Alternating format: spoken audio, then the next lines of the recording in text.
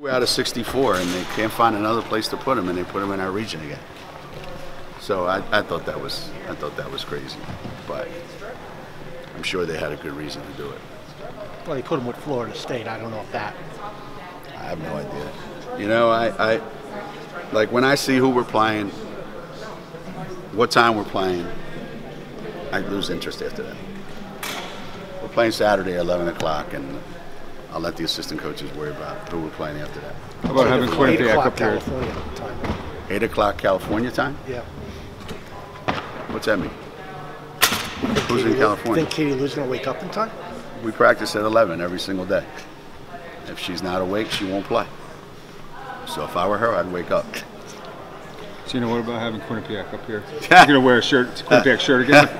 You know, that is crazy. Last year, I was like, how can you send them that far away? You can't find somebody for them to play this close? I must have a lot of clout with the NCAA because they sent them right up 91, you know, and I think it's bittersweet, I think, in some ways. You know, when you make the NCAA tournament, you want to get on a plane and go someplace, play teams you don't know anything about, you know, feel all that, you know, and so I'm sure they're probably happy that it's a pretty high seed for a team from their league. I mean, that's pretty high, but they've earned it. But with that comes, you know, you get to stay close to home, and unfortunately, we're the closest thing to your home. So I'm excited for Trish. I'm excited for her kids. I think it's going to be a lot of fun, and they're going to enjoy it. And we're not sitting here thinking, oh, what's it going to be like to play against Quinnipiac? I mean, we play St. Francis, and after that, I have no idea who we play. Geno, can you just, obviously you guys have the defending national champions in your region. Baylor gets into this Lexington region that's just loaded. Notre Dame has to go and potentially play Oregon if the seeds work out. And there's no easy games. Everybody that's a number 1 seed has a number 2 seed. That if the number 2 seed wins, you don't go, wow, that's a big upset. Flip those, okay, except for the names, you know. Flip those 2s and 1s, and you would say, I think they're a toss-up, especially on a neutral court. So there's nothing easy. There's nothing easy at all about winning a national championship, and at some point you're going to have to beat some really, really, really good teams. The one big thing I've seen change in the NCAA tournament is the 8-9 game has become really, really, really good, and the number 1 versus 8-9 game winner is playing a really, really good team. That didn't used to exist back then. You know, you would get an 8-9 game that was like, Now you're getting pretty good teams that playing for the 8-9 game. So if you're the number 1 seed and you win, your second game isn't a piece of cake anymore, like it used to be.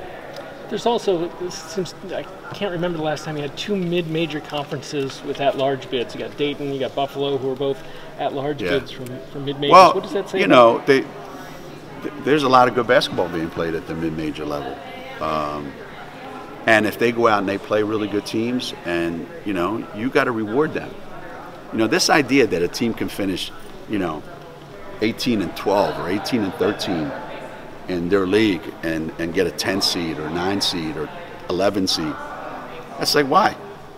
Why should you get that high a seed over a mid-major that won their league? I mean, isn't the object to be to win in your league? Well, we play tough competition. Well, that's your league. So if you can't win in your league, that's not anybody's fault. And if you get a mid-major, like whether it's Buffalo or Quinnipiac or Dayton or any of those people, we played Dayton in the Final 8 game. I think it was Final 8 game. Yeah. Albany. Tell me they're a mid-major that year. They were better than 95% of the teams that we played. So I'm glad that they got rewarded. And I think it should happen more often.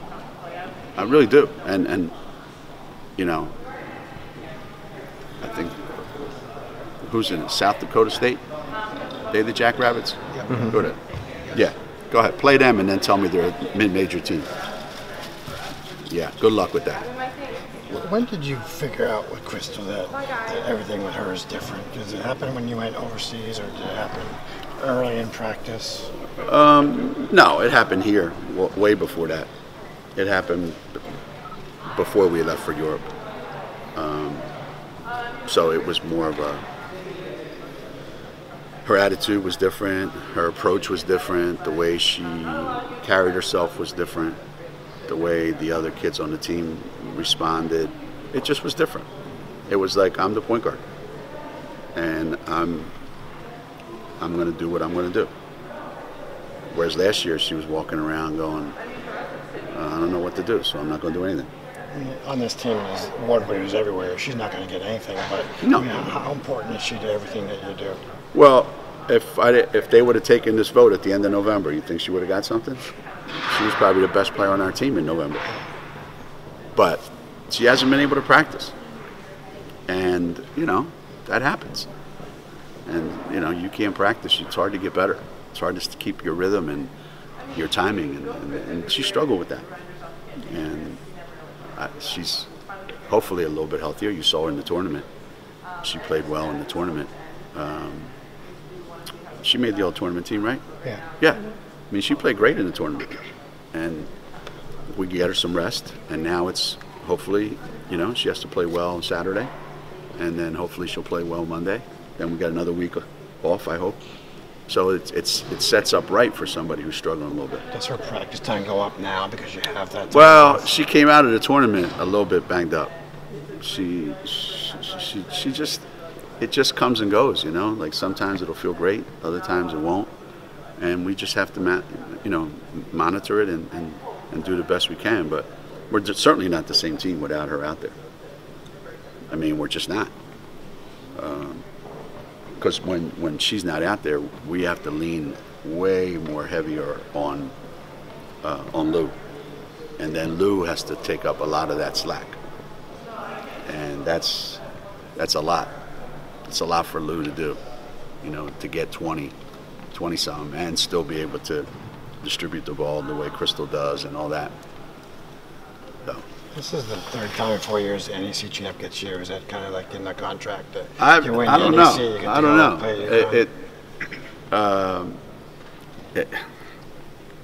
your You look around sometimes and you go, well, maybe that's a game that should be regional. Like sometimes we get a team from Texas or Louisiana or someplace. Idaho. Yeah, remember that one year? And you go, come on, seriously? There's got to be somebody in the neighborhood that they can just bus up here. But at the same time, kids getting on the plane, traveling, and playing at UConn and Gamble Pavilion, and you're from, someplace where you just watch it on television. That's a cool thing.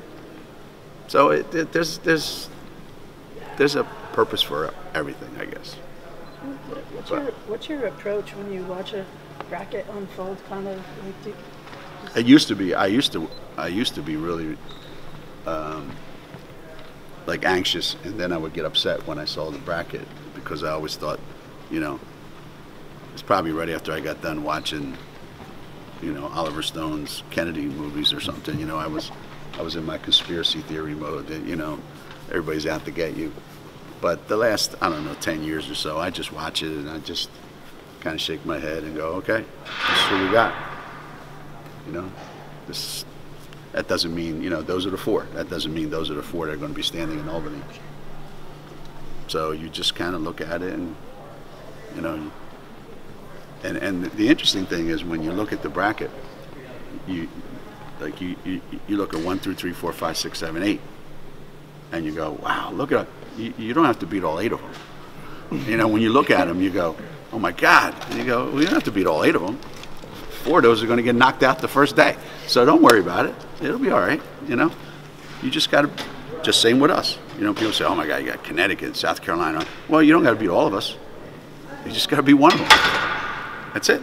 And then maybe you got to beat another one. But I don't know. I stopped worrying about it. I stopped. Even the kids are like, yeah, they're writing the bracket down. They were more animated during all the highlights. They were counting how many times they showed Mississippi State beating us. They were getting a kick out of that. How many times did they show it? They lost track. They stopped counting after a while. I think it's just a little bit. It was when more was coming popular. in, but They got more attention for beating us than South Carolina got for winning the national championship, which is crazy. So I think you talked about it a little bit. Do you think Jose is on the phone with Oliver Stone tonight? You know, he's always saying to me, you know, like he thought they should have got a home game. I mean, you watch them play and who they beat. They beat Ohio State by 30. Ohio State's a 3 seed. They're at home, Ohio State's playing at home. You know, so in South Florida, how many losses they have? 5, 6. 3 of them were to us. They had a loss at Wichita State. So what? It's a league game. I mean, come on. Anyway, they're a 6 seed. That makes no sense. Well, it could have been worse. You could have had the number 9 in the Spokane region come here. Who's that? Villanova. Oh, yeah. That would have been death. I love Harry, but, man, I'm not ready for that right now. I'm not ready for that right now. That would be that. Who do they play? South Dakota State? They play South Dakota State when they're playing Notre Dame. I'm watching that game. I'm watching that game. They're good, man. They're good. They invited us to go play up there, right, in this thing, and they said, you know, we'll give you a big guarantee and all that. And we almost, Pat, weren't we almost able to pull that off? And then something happened and we couldn't do it. Yeah. So well, somehow something got in the way. We're like, yeah, because it was going to be this big thing, you know. So I'm like, yeah, let's go up there. I've never been there. It's one of the few places I've never been to. So then I watched them play, and I said, whew, I'm glad we didn't go up there. Those suckers are good, man. They're really good. You know, the girls said that last year's loss to Mississippi State, they wanted to keep it with them because they learned that they let things go during the season last year and that they didn't let things go this year. Is your team better prepared going into this tournament? They're better at saying they're prepared. You don't know. I mean, you don't know. You know, you're not prepared to do something until it's time to do it. And then you go, we were ready for this. Or we weren't. So we weren't standing right here saying last year, hey, I think this team's really well prepared. And then what happened? We weren't. So where does this take us? We're a different team than we were last year. We're a little bit older, a little bit more mature. We have 2 pieces that we didn't have last year with Crystal and Z. So that would mean that we're going to be a little bit of a different team. My thing right now is if we can put ourselves in that same situation again, then we'll see whether we're prepared or not. But a long way to go between now and then. Long way to go between now and then. Geno, Gabby Williams said that if you coach the men, you'd go men's team, you'd go crazy. I go crazy? Yeah, because men are stubborn. Is that an accurate assessment, or is that hyperbole on the multi-dimensional star? Yeah. Superhero, I should say. I don't think. I mean, it's funny when I was. It was I want to say it was 2004 maybe in New Orleans, Diana's senior year maybe, and my son was in high school still at the time, and I remember my wife Kathy saying, you know, you got practice Thursday night. I said, just won a national championship. We got practice Thursday night.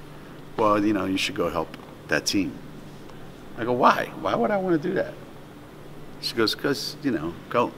So, you know, helping that team turns into you become the coach of that team. And I remember the first thing I thought, because I thought back to when I was coaching with Phil, the guys in high school. The first thing I thought when I saw us, I thought, this is easy. Because every broken play turns into either a dunk or something easy. A broken play where I coach, you can't score because these guys can't do that stuff. But then the next thing I saw was these guys sabotage plays on purpose if the ball's not for them. So if we're not running something for you, that thing's only going 2 passes before somebody screws it up. And I thought, oh my God, these guys are driving me crazy already. You know, and my feeling was after coaching those kids, and we This is had, AAU, right? yeah, we had those kids. We had 3 kids go play in college and sign a pro contract, and one kid led the country in double-doubles at Duquesne, Damian Saunders. And as I watched him play, I thought, this kid, I'm gonna try to teach him how to play the way my guys play. And you know what? That's the way he wanted to play. So if you get the right kids that want to play the way you want to teach how to play, you go, well, the hard part, we weren't as good the following year. Why? He didn't want to play. He played on a different team. So it comes down to, well, who's a really good coach in college basketball? The guys that get the best players. Because if you don't get really good players, I don't care how good a coach you are, you're not winning anything. So I don't know that I would go crazy coaching those guys, because you would have to recruit the kind of guys that want to be coached. And they're out there. I see a lot of games on TV. There's a lot of guys out there that want to be coached. Because I see a lot of guys coaching their brains out in college basketball. Can I ask you who you think coaches their brains out in college basketball? In men's basketball? Is there any That I enjoy watching? Yeah, yeah. Guys like Jay at Villanova, Chris Mack at Xavier, Mac McDermott at Creighton, Tom Izzo, and there's lots more. You know, and that I just gave you varying degrees of talent that these guys get.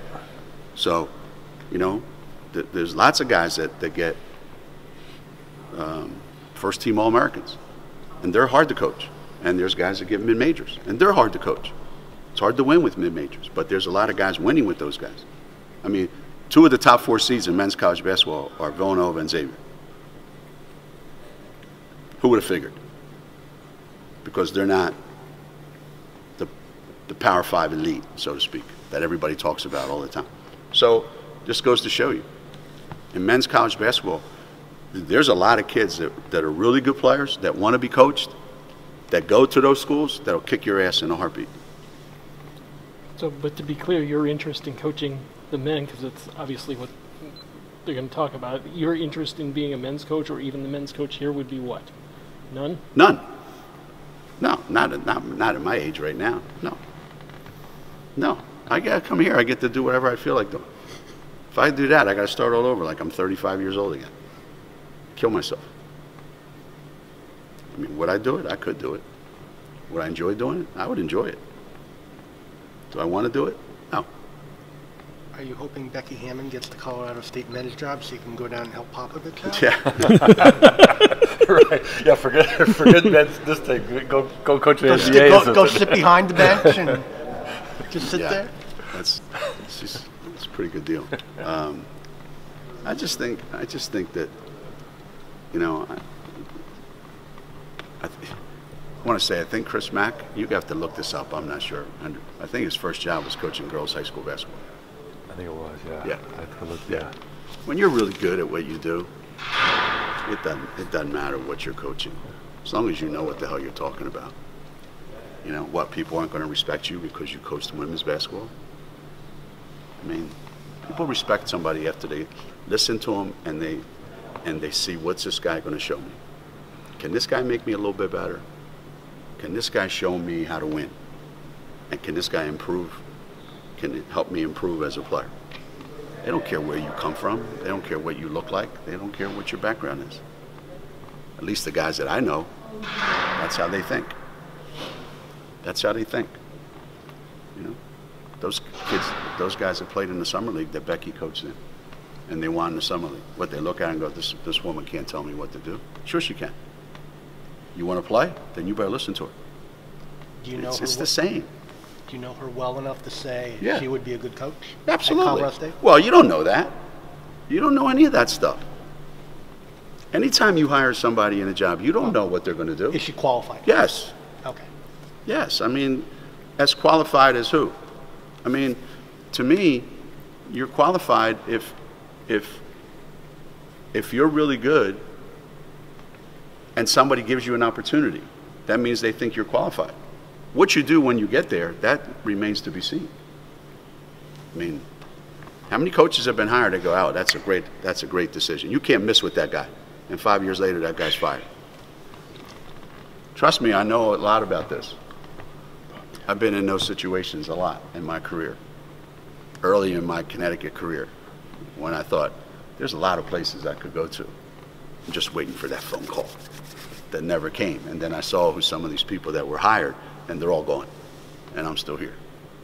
So when somebody makes a decision, you know, and there's a lot of schools that get rid of really good coaches and bring in a guy who they think is better, and they're not. So you don't know. I was in the ACC when they hired Coach K. His first 2 or 3 years, maybe, they wanted to fire him. Look at him now. And you like Duke University, we're going to take a chance on a guy from